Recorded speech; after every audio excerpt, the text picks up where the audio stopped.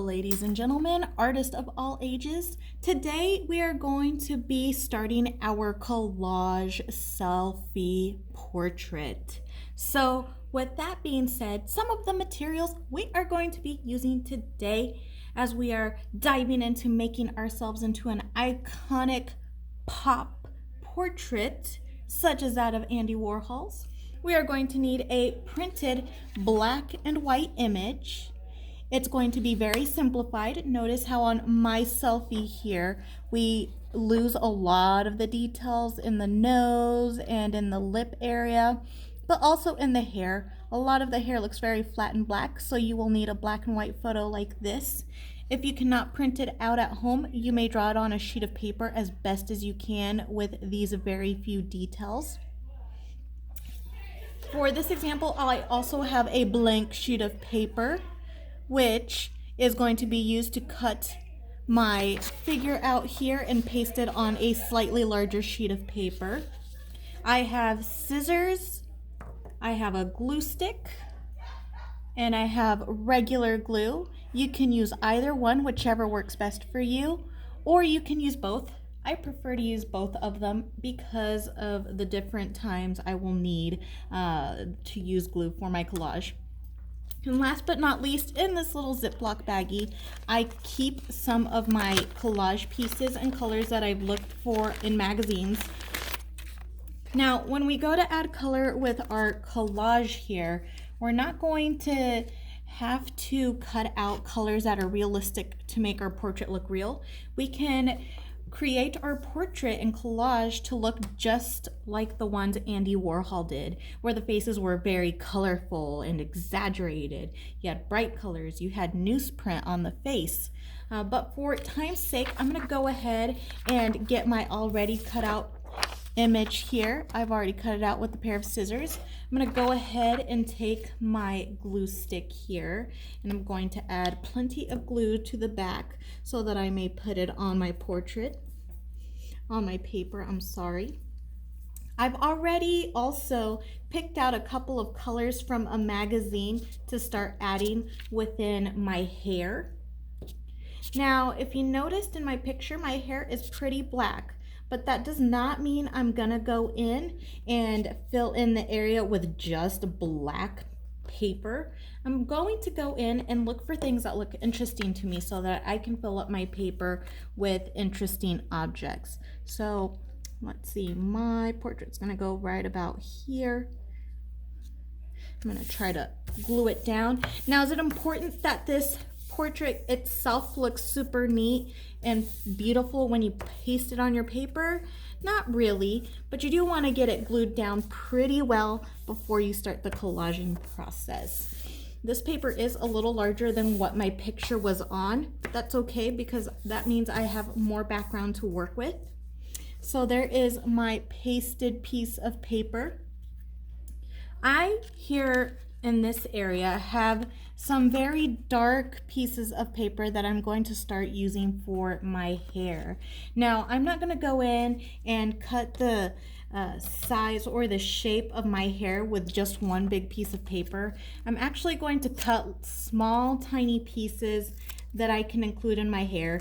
They can be whatever type of shape you want them to be. They can be objects. I have a little bird in this one right here, so I might actually end up using the little bird somewhere in my hair, just like in that Andy Warhol piece. I may also end up using some letters. So this was a part of what said country, but I went ahead and just cut out the word try there at the end. I just thought it would be a neat thing to have in my hair, and I might include it somewhere in the black piece here. So I'm going to start gluing pieces down. For this part, I'm going to use regular bottled glue. And for a collage piece, for your dark areas, you can use dark colors. They do not necessarily have to be black to match your black. It can be a dark purple, it can be a dark orange. In this one, I have some dark oranges here. I'm going to snip off a couple of pieces there. You can also cut little pieces to match the shape of your hair or any other areas that you're adding stuff onto. So I'm going to go in and just add that there. This process might be a little messy, and it's also going to be a little time consuming. I do suggest that you look at the picture that you took with color to kind of help you go along in choosing the colors that you're going to put down for your hair. So I'm going to go in and kind of start building up a little area here. Do my colors have to match when we make a collage? No. As you can tell here closely, some of my magazine pieces don't match in color, but they're still pretty dark, so I'm going to go ahead and use them anyway.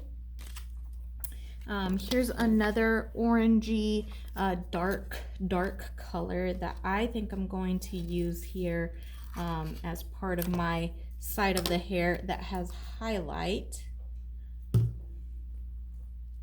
I'm just going to stack these things. Again, this process is slow, but it comes with some really good results once your piece starts to come together. So I'm going to go in and match this little bump here. And I'm also going to match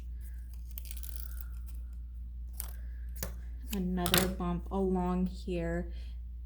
I'm using pieces that are completely one color, but I'm also using pieces that have words and texture in them. Remember, the purpose of this project is also to play with textures, see what you can come up with to make one solid picture. Let's see.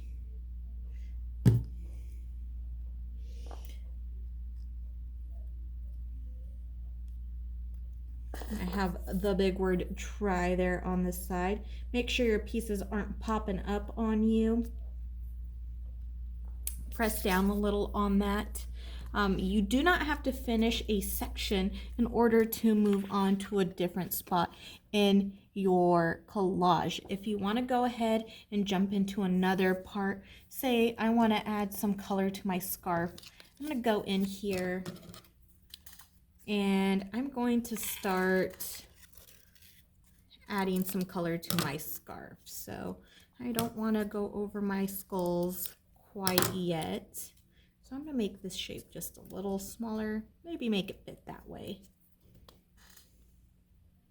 So I'm going to go in.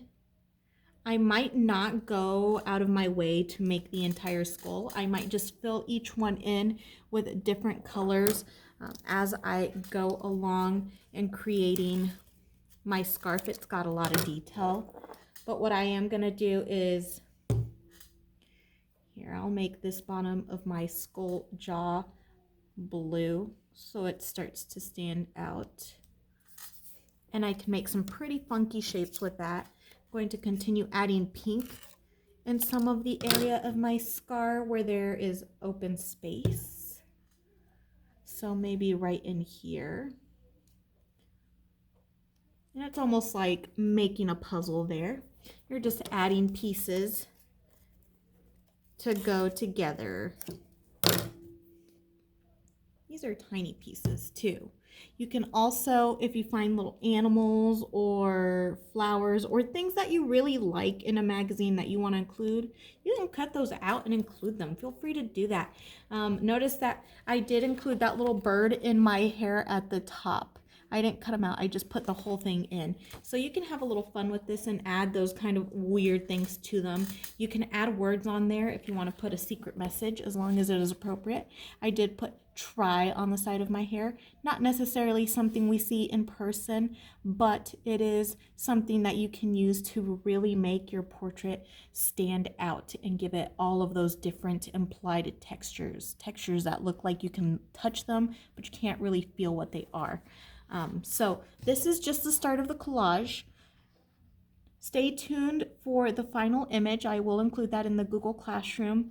But again, this will take some time. Please do not go in and grab this huge chunk of paper and start filling in sections.